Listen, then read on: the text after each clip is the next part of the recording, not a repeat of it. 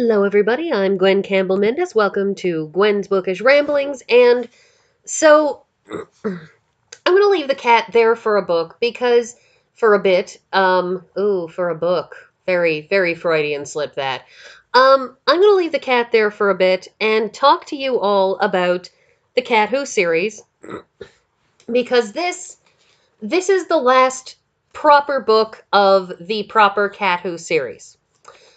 There are a few more books yet that I will be talking about, but this is the last of the Cat Who mysteries. This is, I think, rather fewer pages than her previous books.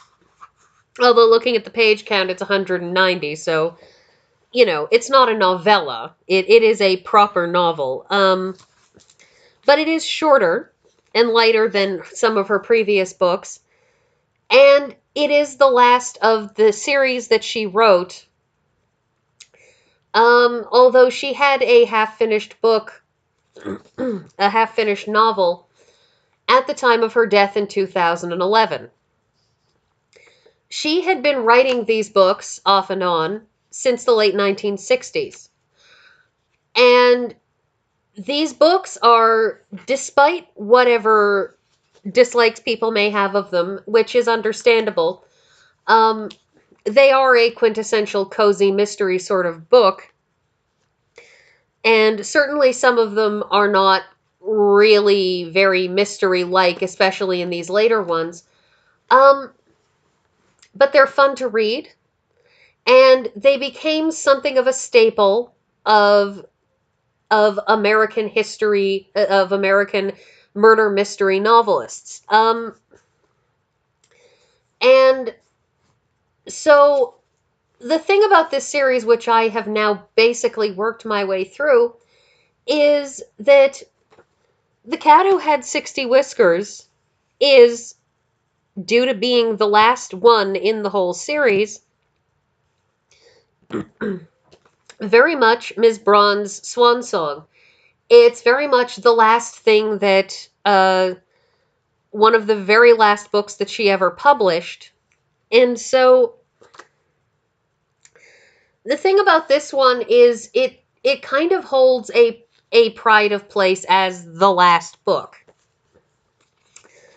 So, what's this one about? I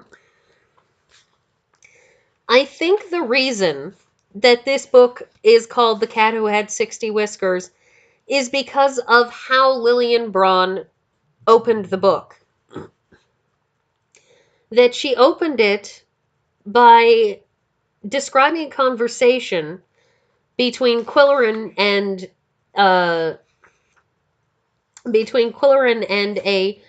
another woman who lives in the Moose County area, discussing the fact that who happens to be a veterinarian living in the Moose County area, the fact that Coco has 60 whiskers, which is above average for a cat.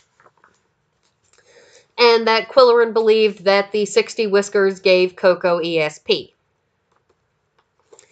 Now, the thing about this book is that it's very odd. The last section of this book has these strange short chapters, and these strange single paragraphs with a paw print at the indent for the paragraph. It's another one of those books that is... It's another one of those books that doesn't have really a mystery. A young woman does die in it because somebody basically stole her EpiPen so that when she got stung by a bee, she went into anaphylactic shock and died.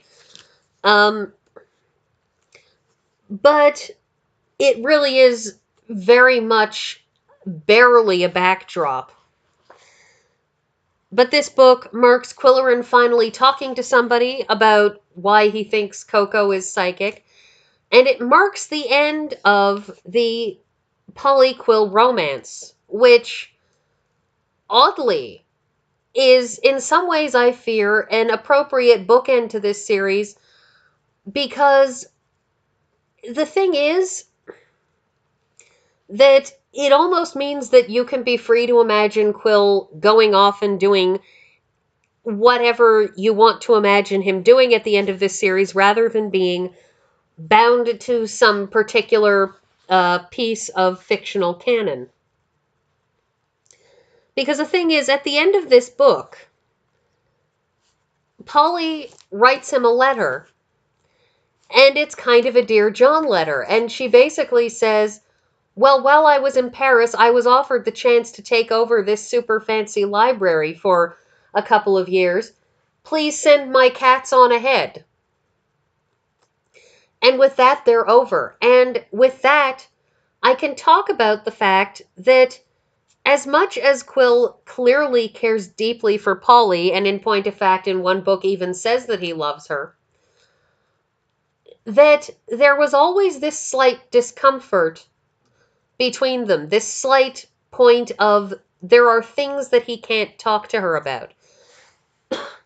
Now, I know that all relationships are compromises, but there were times she didn't get his sense of humor.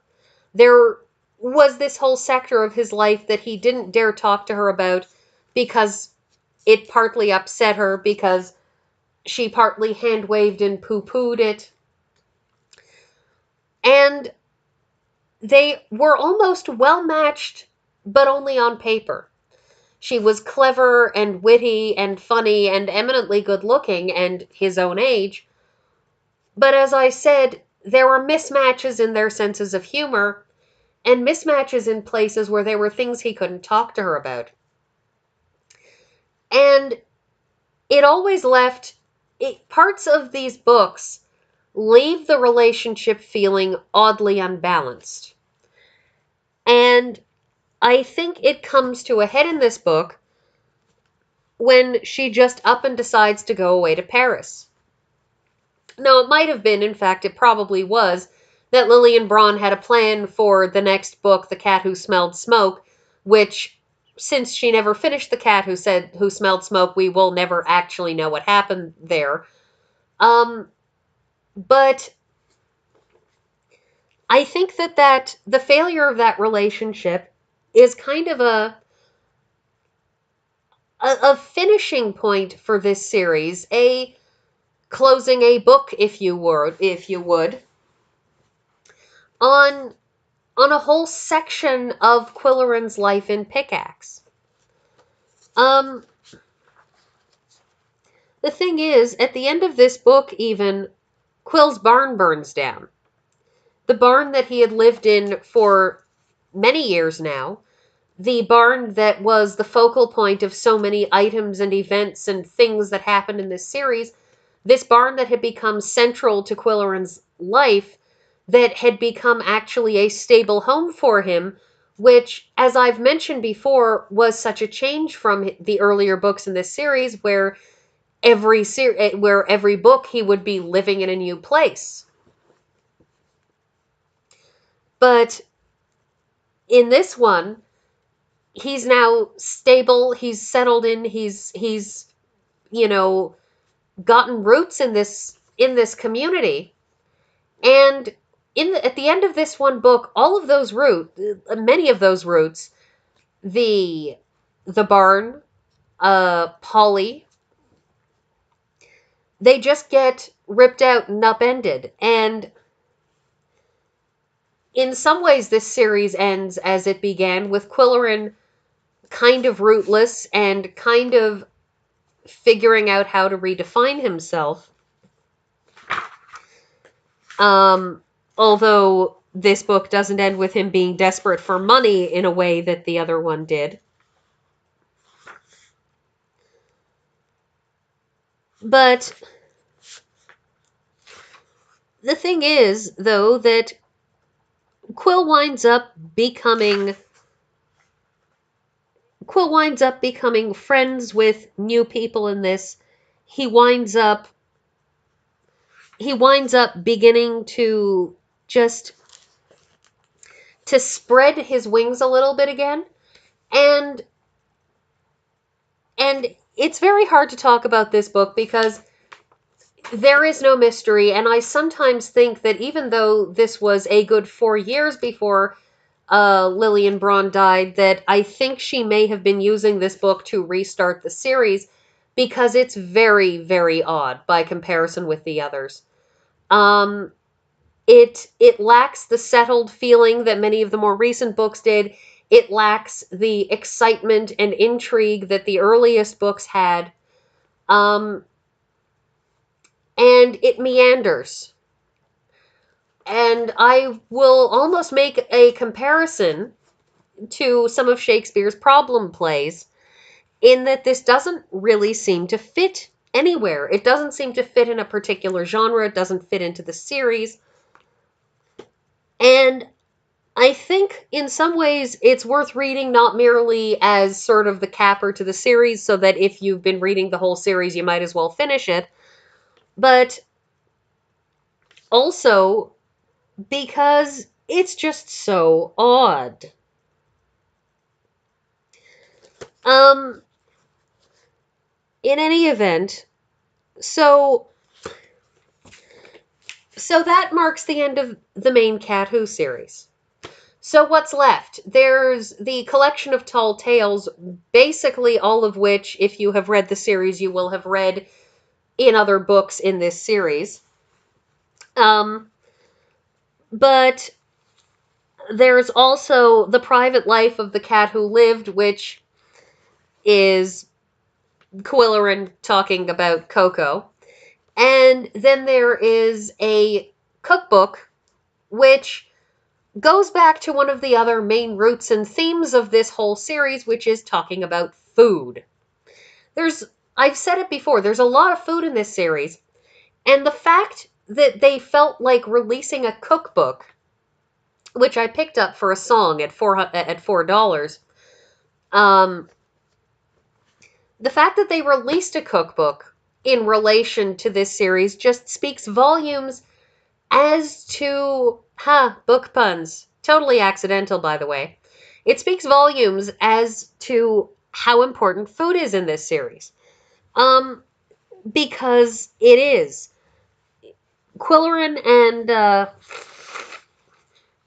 every time Qwillerin and Polly go out for dinner together, the food is discussed. I mean, we're not even going to talk about the period of time that Qwillerin was a food critic. But the fact is that food has been important in this series right from the beginning. It's been important from that very first book when Qwillerin decided to move in as Mount Clemens' tenant because Mount Clemens fed him. And fed him some really fantastic gourmet food. And the way that these books are just filled with food, and filled with discussions about food and interesting food and fun food and why food is good. I know I harp on this a little, but that's because I grew up with a mother who felt that food is an art and a science and should be thought about and considered, and who also thought that discussions of plating was silly because as far as my mother was concerned, what's important with food is, does it taste good and is the texture good, and everything else doesn't matter. And, to an extent, I have to agree with her because, the point of food is to eat it, not to look at it, strange Japanese tourists aside, or, weird people taking pictures of their food aside. And, everybody should have their hobbies, and if you want to take pictures of your food, go ahead. But, I've just never really understood the attraction of doing it yourself. About the only time I genuinely understand photographs of food is when, professional photographers do food photographs for, like, magazines and restaurants and things. Anyways, so Cat Who Had 60 Whiskers. It's just kind of life in Pickaxe. But it's life in Pickaxe bringing Qwillerin's current state to an end.